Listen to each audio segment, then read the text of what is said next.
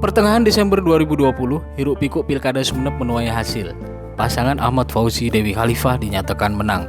Berdasarkan hasil rekapitulasi Komisi Pemilihan Umum atau KPU Sumeneb, pasangan Fauzi Eva itu menang atas rivalnya Fatah Yasin M. Ali Fikri Warid dengan keunggulan 23.200 suara. Tidak ada gugatan ke Mahkamah Konstitusi atau MK atas hasil itu, sehingga tinggal menunggu buku registrasi perkara konstitusi atau BPRK. BPRK rencananya turun pada Senin 18 Januari 2021 dari MK. Setelah 5 hari BPRK turun, KPU Sumeneb bisa menetapkan Fauzi Eva sebagai pemenang kontestasi politik 5 tahunan ini. COVID-19 menjangkiti pimpinan daerah. Sejak Desember 2020, grafik kasus COVID-19 di 4 kabupaten di Madura melonjak naik. Bahkan sebagian pimpinan daerah dinyatakan terinfeksi virus itu. Salah satunya Bupati Sumeneb Abuya Busro Karim. Dia dinyatakan positif COVID-19 berdasarkan hasil tes swab pada 13 Desember 2020. Bersamaan itu pula, istrinya Nur Fitriana Busro Karim juga dinyatakan positif. Begitupun putrinya Khadijah. Kondisi yang sama dialami Wakil Bupati Pamekasan Raja E. Parahnya, dia terpapar dalam kondisi sakit usai mengikuti pelatihan di Lemhanas selama 3 bulan. Mantan Kepala Desa Bujur Barat Pamekasan ini akhirnya dirawat intensif di Rumah Sakit Dr. Sutomo Surabaya.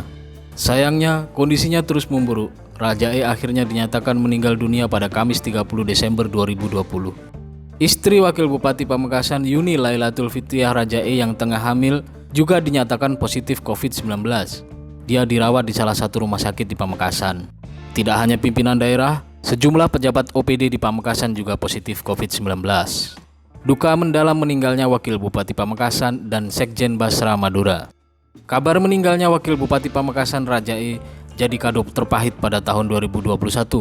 Banyak pihak terkejut karena sebelumnya hasil tes swab Raja E dinyatakan negatif. Namun kondisinya justru memburuk dan menghembuskan nafas terakhir beberapa hari kemudian. Kabar duka juga datang dari Bangkalan. Pengasuh Pondok Pesantren Al-Hikam Tonjung, Burneh, Kiai Haji Nuruddin Ar-Rahman meninggal dunia pada Jumat 8 Januari 2021. Tokoh Madura hingga nasional merasa kehilangan berpulangnya Sekjen Badan Silaturahim Ulama Pesantren Madura ini, termasuk anggota BPK RI Ahsanul Qasasi. Madura United akhirnya dibubarkan. 3 hari jelang tahun baru 2021, Presiden Madura United Ahsanul Qasasi resmi membubarkan tim Madura United. Pembubaran tersebut sudah sesuai dengan komitmen Madura United sebelumnya bahwa kompetisi Liga 1 2020 tidak perlu dilanjutkan. Setelah tidak ada kejelasan lanjutan kompetisi pada akhir Desember 2020, Madura United akhirnya dibubarkan. Selanjutnya, PSSI akan membahas rencana kompetisi domestik Indonesia itu pada Jumat 15 Januari 2021. Pembahasan dilakukan bersama klub dan PT Liga Indonesia Baru. PP 70 2020 timbulkan pro dan kontra. Presiden Republik Indonesia Joko Widodo mengesahkan peraturan pemerintah nomor 70 tahun 2020. PP yang mengatur sanksi untuk predator seksual terhadap anak itu ditolak sebagian pihak karena ada unsur yang dianggap melanggar hak asasi manusia, yaitu hukuman kebiri.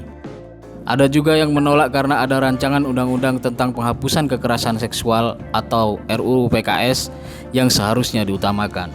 Namun sebagian pihak mendukung hukuman kebiri karena dinilai dapat memberi efek jera kepada pelaku kekerasan seksual pada anak. Sampang dan Pamekasan kembali banjir. Sampang yang sudah beberapa tahun tidak dilanda banjir besar, awal tahun 2021 kembali mengalami kondisi itu. Begitupun Pamekasan. Bahkan pada pekan pertama tahun 2021 ini, 2 kabupaten itu sudah mengalami 2 kali banjir besar. Banjir Sampang merendam setidaknya 10 desa dan kelurahan. Air yang menggenang di wilayah kota Sampang itu terjadi hingga sehari semalam. Sedangkan di Pamekasan ada 7 kelurahan dan desa terendam. Tidak ada catatan korban jiwa, namun BPBD Sumeneb dan Pamekasan mencatat korban material cukup besar karena ada sebagian warga yang harus diungsikan karena rumahnya terendam. Sejauh ini, masing-masing Pemkab memprediksi banjir disebabkan tingginya intensitas hujan dalam beberapa pekan terakhir. Sementara kondisi sungai yang mengalirkan air ke laut sudah tidak mampu menampung besarnya debit air, sehingga meluap ke pemukiman warga. Terlebih, Sungai Kemuning di Sampang dan Sungai Semajit serta Sungai Kelewang di Pamekasan mengalami sedimentasi cukup tinggi, sehingga ketiga sungai itu butuh penanganan lebih lanjut, setidaknya untuk menangkal banjir dalam jangka panjang. Tim Redaksi KM Afis.